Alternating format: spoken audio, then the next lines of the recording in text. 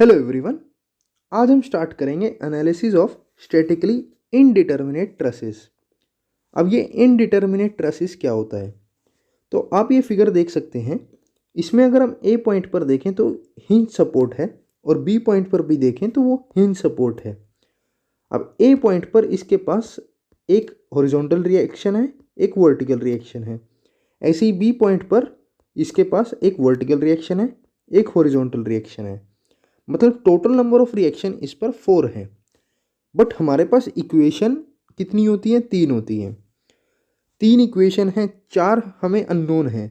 हम कैसे फाइंड कर पाएंगे? तो जो ऐसे ट्रसेस होते हैं जिनमें हमारी नंबर ऑफ रिएक्शन ज़्यादा होते हैं देन द इक्विलिब्रियम इक्वेशन, उनको हम इनडिटर्मिनेट ट्रसेस बोलते हैं। अब इसको बताता कौन है? तो इसको बताता है हमारा term that is external static indeterminacy, जिसको हम डिनोट करते हैं DSE से। DSE का मतलब है R minus S. So it is the total number of reaction in excess of equilibrium equation. जैसे हमने ऊपर वाले एग्जांपल में देखा कि नंबर ऑफ रिएक्शन तो 4 हैं बट इक्विलिब्रियम इक्वेशन हमारे पास 3 है, यानी कि हमारा एक एक्सेस में है। तो वो जो बताने वाली टर्म है उसी को हम एक्सटर्नल स्टैटिक इनडिटर्मिनेसी बोलते हैं। तो यहाँ देख सकते हैं जिसका फॉर्मूला क्या है, DSE is equal to R minus S. अब यहाँ पर R क्या है? R हमारा है टोटल नंबर ऑफ रिएक्शंस। अब ऊपर वाले एग्जांपल में टोटल नंबर ऑफ रिएक्शन कितने हैं? 4। तो यहाँ पर हमने लिख दिया 4। कौन से हैं? VA, HA, VB, HB। अब S की बात करते हैं। सो S है हमारा total number of equilibrium equation available, जो कि मैक्सिमम 3 होती हैं। क्या क्या है वो? एक है हमारी summation of x is equal to 0, summation of y is equal to 0 and summation of m is equal to 0। तो ये 3 होती हैं, वो 4 हैं। तो इनका जो डिफरेंस है वो हमें DSE यानी कि एक्सटर्नल स्टैटिक इनडिटर्मिनेसी है। DSE is equal to R minus S, यानी कि 4 माइनस 3 दैट इज़ 1 डिग्री।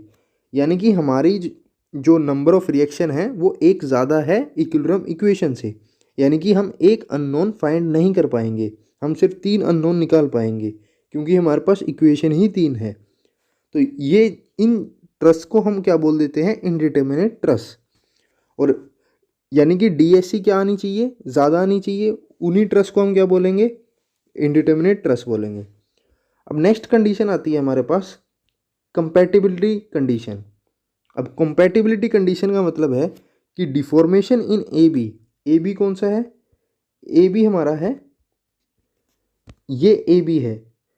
तो इस AB में डिफॉर्मेशन क्या होगी? हमारी 0 होगी। ये 0 क्यों होगी?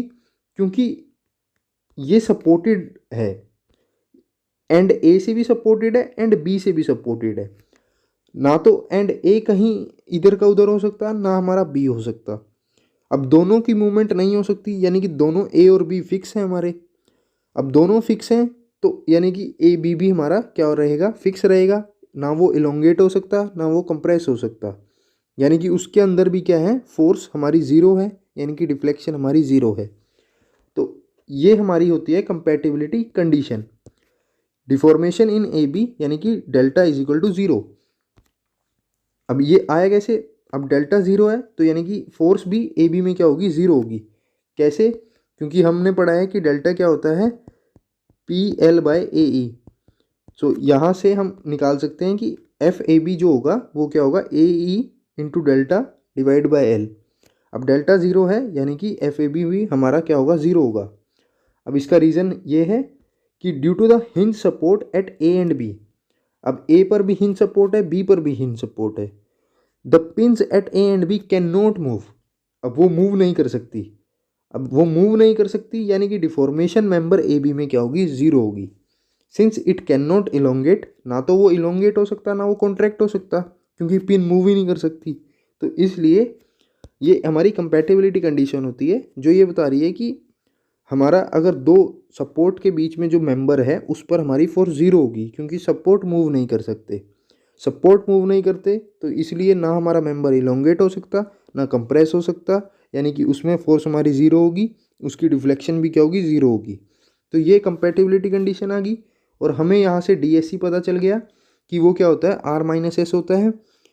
आर क्या है हमारा, टोटल नंबर ऑफ रिएक्शन, और एस क्या है हमारा, इक्विलिब्रियम इक्वेशंस, जो कि 3 होती हैं। सो आर माइनस 3, तो इस केस में हमारी 4 थी, क्योंकि दोनों ही हमारे हिंज सपोर्ट थे। तो 4 माइनस 3 किया यानी कि 1, DSC क्या आई हमारी 1। तो ये हमारे 2 पॉइंट्स थे। अब हम थर्ड पॉइंट पर आते हैं। थर्ड पॉइंट क्या बोल रहा है कि if the member A B is subjected to a temperature change then forces are developed in the member A B. अब ये कह रहे हैं कि हमने एक बात करी अभी तक, इस केस में क्या था कि ऊपर, इस केस में अगर हम बात करें तो ऊपर क्या लग रहा है, ये W लोड लग रहा है। लेकिन अगर एक ऐसा केस आए कि ये W लोड ना लगे और इसमें टेम्परेचर चेंज हो जाए, टेम्परेचर चेंज होने के कारण क्या होता है, हमारा मेंबर इलोंगेट कर सकता है, कंप्रेस कर सकता है। अब अगर टेम्परेचर चेंज हो रहा है, हमारा मेंबर इलोंगेट कर रहा है, तो यानी कि उसके अंदर फोर्स भी डेवलप करेगी। तो उस केस में मेंबर ए बी में फोर्स डेवलप हो जाएगी जब कैसी कंडीशन है, टेम्परेचर चेंज की कंडीशन है। But due to any applied external load no force will develop. अगर एक्सटर्नल लोड लग रहा है तो उसकी वजह से फोर्स चेंज नहीं होगी। बट अगर मेंबर ए बी में ही चेंज आ रहा है बाय टेम्परेचर चेंज, उसका मेंबर इलोंगेट कर रहा है, कॉन्ट्रैक्ट कर रहा है, तो फिर हमारे उसमें फोर्स डेवलप हो जाएगी। So F is equal to temperature stress, जो कि क्या है, E is equal to alpha T E. तो F A B, force in A B क्या हो जाएगा, F into area, that is alpha T E A. तो ये हमने पढ़ा हुआ है सॉम में, तो ये हमारा नोट 3 है। अब इस पर एग्जाम्पल देख लेते हैं। तो ये हमारा एग्जाम्पल है। इसमें क्या है कि in the above problem if the member A B is subjected to a temperature rise of 100 degree centigrade, alpha उसका दिया हुआ है, एक्सियल रिजिडिटी है उसकी 10⁶ न्यूटन, हमने फोर्स डेवलप बताना है मेंबर ए बी में। तो अभी हमने पढ़ा कि एफ ए बी क्या है हमारा, अल्फा टी इंटू ए ई। अब ए ई की इन्होंने वैल्यू दे दी है सीधा। एक्सियल रिजिडिटी क्या होता है, ए ई होता है, दैट इज 10⁶, अल्फा की वैल्यू दी हुई है, और टेम्परेचर चेंज टी दिया हुआ है 100 डिग्री सेंटीग्रेड। इनको पुट किया तो हमारा 1000 न्यूटन आ गया, यानी कि 1 किलो न्यूटन आ गया। यानी कि अगर वो हमारा इनडिटर्मिनेट ट्रस है और उसमें टेम्परेचर चेंज आ रहा है किसी मेंबर में, तो वो इलोंगेट और कॉन्ट्रैक्ट हो सकता है। तो यहीं पर ये दिखाया है कि 1 किलो न्यूटन कैसी है, कंप्रेसिव है, और as it will expand forces will be in opposite direction. अब हम आते हैं हमारे नोट 3 पर। नोट 3 क्या है हमारा कि in a statically indeterminate structure due to temperature change और due to sinking of the support और due to yielding of support. तो स्टैटिकली इनडिटर्मिनेट स्ट्रक्चर में क्या है कि अगर टेम्परेचर चेंज हो रहा है, हमारे सपोर्ट की सिंकिंग हो रही है, या फिर यील्डिंग हो रही है सपोर्ट की, या फिर फैब्रिकेशन एरर है, मतलब लैक ऑफ फिट है, तो उस केसेस में forces are developed in some part of the structure और entire structure depending on the configuration of the member. तो अगर हमारा स्टैटिकली इंडिटर्मिनेट स्ट्रक्चर है तो टेम्परेचर चेंज या सिंकिंग ऑफ सपोर्ट के कारण, या फिर यील्डिंग ऑफ सपोर्ट के कारण, या फिर लैक ऑफ फिट के कारण क्या होगा, फोर्सेस डेवलप हो जाएंगी किसी मेंबर में या फिर पूरे ही स्ट्रक्चर में। वो डिपेंड करेगा कॉन्फ़िगरेशन मेंबर की। लेकिन ऐसा डिटर्मिनेट स्ट्रक्चर में नहीं था, because as we know indeterminate structure no force will develop due to this reason. So the part of structure which is indeterminate only there forces will develop. तो ये यही बता रहा है कि जो हमारे इनडिटर्मिनेट डिटर्मिनेट स्ट्रक्चर थे उनमें due to sinking of support, yielding of support, temperature change या फिर लैक ऑफ फिट के कारण कोई फोर्सेस में चेंज नहीं आते थे। बट अगर हमारा स्टैटिकली इनडिटर्मिनेट स्ट्रक्चर है उसमें चेंज आएगा, किसी पार्ट में भी आ सकता है या पूरे स्ट्रक्चर में भी आ सकता है। तो ये हमारा नोट 4 है। तो अब हम क्वेश्चन सोल्व करते हैं। ये क्वेश्चन है, इसमें हमने फाइंड करना है F A B. F A B find करेंगे कैसे, तो यहाँ पर 40 किलो न्यूटन लग रहा है लोड। अब यहाँ पर हमने एक चीज़ पढ़ी है कि दो सपोर्ट के बीच में हमारा फोर्स 0 होगी। तो हम देख रहे हैं ये भी फिक्स है और ये भी फिक्स है, तो एक पिन इधर है एक पिन इधर है, तो इसके बीच में जो ये हमारा सपोर्ट है ये वाला ए बी, ये क्या होगा हमारा 0 होगा। 0 क्यों होगा, क्योंकि ना ये मूव कर सकता ना ये मूव कर सकता, तो इस फोर्स में, इस मेंबर में फोर्स है ही नहीं। सिमिलरली इधर देख सकते हैं, ये सपोर्ट है, ये पिन बी है और एक सपोर्ट ये है। तो ये ना ये सी पॉइंट मूव कर सकता है ना बी पॉइंट मूव कर सकता है, यानी कि इधर भी ज़ीरो है। अब नेक्स्ट केस देख सकते हैं हम। नेक्स्ट केस है कि ये वाला, तो एक मेंबर हमारा ये है और एक मेंबर हम इसको ट्रीट कर सकते हैं 20 किलो न्यूटन का। तो जब हमारे 3 मेंबर्स होते हैं और 2 मेंबर उसमें कोइंसाइड कर रहे होते हैं तो तीसरे वाले में ज़ीरो होती है। तो इस प्रॉपर्टी को यूज़ करके हम ये भी ज़ीरो बता रहे हैं। तो इस तरह से हमारी ये 3 मेंबर निकले जिनमें ज़ीरो मेंबर हैं, ज़ीरो फोर्स मेंबर है। अब ऐसे ही अगला क्वेश्चन देखते हैं। इसमें हमने बतानी है कि कितने ज़ीरो फोर्सेस हैं।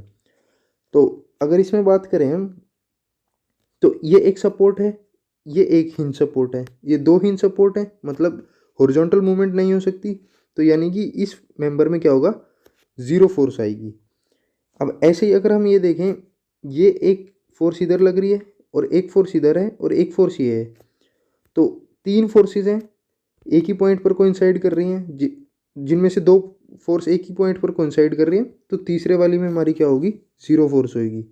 सिमिलरली इस केस में, तो यानी कि यहाँ पर 3 मेंबर हैं जहाँ पर ज़ीरो फोर्स है और 2 मेंबर हैं जहाँ पर अंडर टेंशन होंगे। टेंशन क्यों होंगे, वो टेंशन इसलिए होंगे क्योंकि यहाँ फोर्स बाहर अवे लग रही है तो इधर भी अवे लगेगी। सिमिलरली इस केस में अवे है तो away from the joint. Away है, अवे का मतलब क्या होगा, away from the joint means tension. तो इस तरह से हमने ये क्वेश्चन सोल्व किया। अब इस क्वेश्चन में हमने क्या फाइंड करना है, हॉरिजॉन्टल थ्रस्ट फाइंड करनी है। अब हमें क्या दिया हुआ है, यहाँ पर डब्ल्यू लोड दिया हुआ है। अब डब्ल्यू है तो सबसे पहला हमारा टास्क आता है कि हमने सपोर्ट रिएक्शंस फाइंड करने हैं। अब इसमें हमें 60 डिग्री 60 डिग्री, यानी कि ये क्या है, सिमेट्रिक है, सिमेट्रिक स्ट्रक्चर है, तो यानी कि लोड कैसा डिवाइड हो जाएगा, बराबर डिवाइड हो जाएगा। बट ये बात थी हमारी वर्टिकल डायरेक्शन में। हमने हॉरिजॉन्टल थ्रस्ट फाइंड करनी है, यानी कि हॉरिजॉन्टल डायरेक्शन को देखना है। अगर ये स्टैटिकली डिटर्मिनेट होता तो H A is equal to H B हो जाता। बट यहाँ पर हम देख रहे हैं कि ये क्या है, हमारा हिंज सपोर्ट है और यहाँ पर भी हमारा हिंज सपोर्ट है। तो इस डब्ल्यू, ये जो डब्ल्यू है, अब इस डब्ल्यू की वजह से इस मेंबर में और इस मेंबर में फोर्स जाएगी। ये अब अबव है तो इसको ये इधर से ऐसे रेजिस्ट करेगा ये मेंबर। तो इधर टुवर्ड जॉइंट है तो इधर भी टुवर्ड जॉइंट हो जाएगी और इधर भी टुवर्ड जॉइंट हो जाएगी। अब ये वैल्यू कैसे निकाली, तो ये W/2 है और इधर मान लो ये हमारा क्या है, FBC है। सो FBC साइन 60 डिग्री, ये हमारा FBC है। सो FBC ये है हमारा, और ये वर्टिकल डायरेक्शन है, इधर W/2 है, तो ये भी क्या हो जाएगा, ये हो जाएगा हमारा FBC साइन 60 डाउनवर्ड। तो ये हमने यहाँ लिख दिया FBC sine 60 and it will be equal to W2। तो FBC निकाल लिया हमने W/√3। अब W/√3 हमारा आ गया FBC, सिमेट्री है तो FAC भी कितना आएगा हमारा, W/√3। सो ये भी W/√3 आ जाएगा। अब यहाँ पर हमने देखना है कि अगर हम फ्री बॉडी डायग्राम बनाएं B पॉइंट का, तो FBC ऐसे लग रहा है, HB ये रहा, FAB ज़ीरो है। FAB ज़ीरो क्यों है, अभी हमने प्रॉपर्टी देखी थी कि ये एक सपोर्ट रिएक्शन ये, एक सपोर्ट रिएक्शन ये, दोनों मूव नहीं कर रहे, तो इसलिए इस मेंबर में फोर्स ज़ीरो हो जाएगी। तो इस वाले केस में हमारी FAB ज़ीरो है और नीचे वर्टिकल रिएक्शन लग रहा है W/2 का। तो यहाँ से हम HB की वैल्यू निकाल सकते हैं। तो अगर हम देखें तो ये क्या है हमारा, ये 60 है।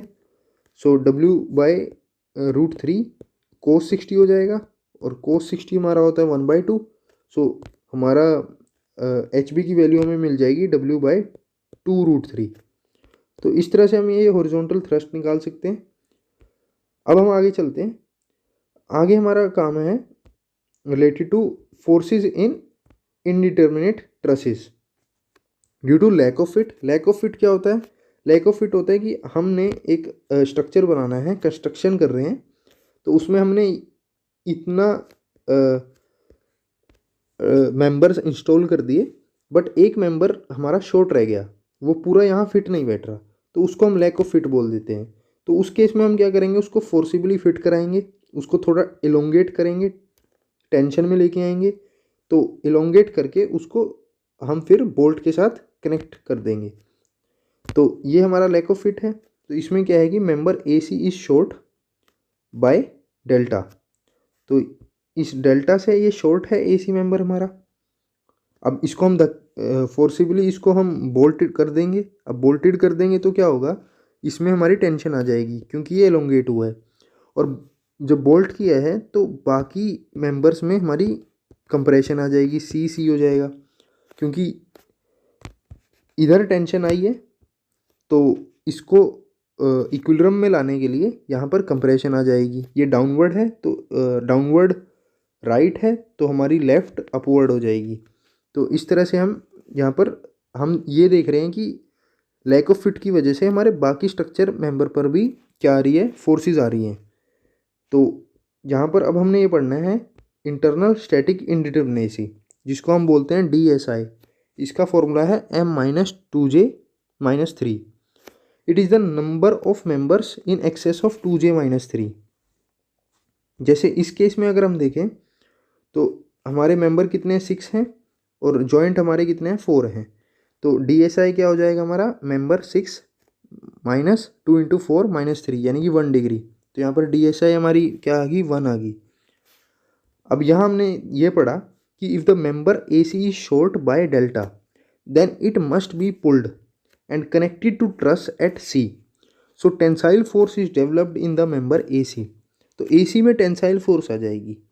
अब उस टेंसाइल फोर्स को इक्विलिब्रियम में लाने के लिए जो बाकी मेंबर हैं उस जॉइंट से कनेक्टेड, उनमें कंप्रेशन आ जाएगी। So to keep the joint in equilibrium forces are developed in all other members of the truss. तो बाकी जो मेंबर्स हैं ट्रस के, जिनमें पहले कोई फोर्सेस डेवलप नहीं थी, लैक ऑफ फिट को हमने फोर्सिबली, जब जो लैक ऑफ फिट आया था उस मेंबर को हमने फोर्सिबली कनेक्ट कर दिया पॉइंट C से, उस वजह से बाकी मेंबर्स में भी फोर्स डेवलप हो गई। तो अभी तक हमने यही पढ़ा है और यही केस होता है हमारा टेम्परेचर फॉल की वजह से। तो इसलिए सिमिलर है लैक ऑफ फिट और हमारा टेम्परेचर चेंज कंडीशन। तो ये हमारा पॉइंट 2 था। अब यहाँ पर ये बात है कि अब यहाँ पर हमने कोई एक्सटर्नल लोड नहीं लगाया। तो एक्सटर्नल लोड नहीं लगाया तो उस वजह से हमारे सपोर्ट रिएक्शन क्या है, ज़ीरो है। HA-VA ज़ीरो है और हमारा D पॉइंट पर भी सपोर्ट रिएक्शन ज़ीरो है। तो ये जो भी फोर्सेस और फिर भी फोर्सेस डेवलप होगी हमारे स्ट्रक्चर में, क्यों हुई डेवलप, लैक ऑफ फिट की वजह से, जिसको हमने फिट कराया, फिट कराने की वजह से फोर्सेस डेवलप हुई। तो there are no external load, support reaction are zero. अब हम देखते हैं नेक्स्ट है कि अगर हम एक्सियल रिजिडिटी के बारे में, कि ये हमारा एक कैंटिलीवर बीम है, यहाँ पर AI है, EI है, W लोड लग रहा है और उस वजह से हम देख रहे हैं कि ये सपोर्ट रिएक्शन आए। और अब हमने क्या किया, इसको डबल कर दिया, 2AI किया, 2EI किया। अब ये जो कैंटिलीवर बीम है ये क्या होता है, हमारा स्टैटिकली डिटर्मिनेट स्ट्रक्चर है। अब हमने एक्सियल रिजिडिटी बढ़ा दी, एक्सटर्नल रिजिडिटी बढ़ाई, तो हम देख रहे हैं कि हमारे सपोर्ट रिएक्शन पर कोई फ़र्क नहीं पड़ रहा। लेकिन अगर हम सेकंड कंडीशन लेते हैं, जब हमारा स्ट्रक्चर कैसा है, देखो यहाँ भी फिक्स्ड जॉइंट है और यहाँ भी फिक्स्ड है, दो फिक्स्ड है, यानी कि यहाँ पर हमारा R की वैल्यू क्या हो जाएगी, 6, और हमारा X की वैल्यू यहाँ पर 3 है। तो यानी कि यहाँ पर DSC हमारा आ जाएगा 3, 6 माइनस 3 इज इक्वल टू 3। तो ये क्या है, हमारा इनडिटर्मिनेट स्ट्रक्चर है। अब यहाँ पर हमने इधर हमारी एक्सियल रिजिडिटी AI है L/2 मेंबर पर, और अगले L/2 पर हमारी AI है। लेकिन इस केस में हमारी L/2 पर तो AI है और अगले L/2 पर हमारी 2AI है। तो ये अब कंडीशन अगर हम देखें तो ये कॉम्पोजिट सेक्शन की कंडीशन है। अब यहाँ पर हम दो कंडीशन लगाते हैं, एक तो है कि हम इसका फ्री बॉडी डायग्राम बना रहे हैं, और दूसरी that is the external equilibrium equation, यानी कि summation of x is equal to 0। तो इसके फ्री बॉडी डायग्राम बनाकर हम ये देख सकते हैं कि अगर हम लेफ़्ट टू राइट चलें तो इधर HA फोर्स आ रही है, फिर P फोर्स आ रही है, और इधर हमारी HB फोर्स आएगी, यानी कि -HA + HB + P is equal to 0। और सेकंड कंडीशन हमारी होगी कंपैटिबिलिटी, यानी कि delta A C is equal to delta A B C B.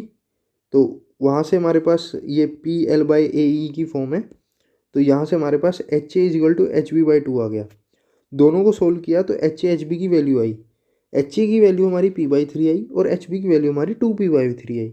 अब यहाँ से हमने समझा ये कि एक्सियल रिजिडिटी इसकी बड़ी है तो ये ज़्यादा लोड कैरी कर पा रहा है, इसकी एक्सियल रिजिडिटी कम है तो ये कम लोड कैरी कर पा रहा है। यानी कि इंडिटर्मिनेट स्ट्रक्चर में एक्सियल रिजिडिटी रोल प्ले करती है, वो चेंज करती है लोडिंग को। लेकिन हमने स्टैटिकली डिटर्मिनेट में पढ़ा कि अगर ए आई चेंज हो रहा है तो हमारी सपोर्ट रिएक्शंस पर कोई फ़र्क नहीं पड़ रहा। तो हमारे 2 पॉइंट यहीं से बनते हैं ये।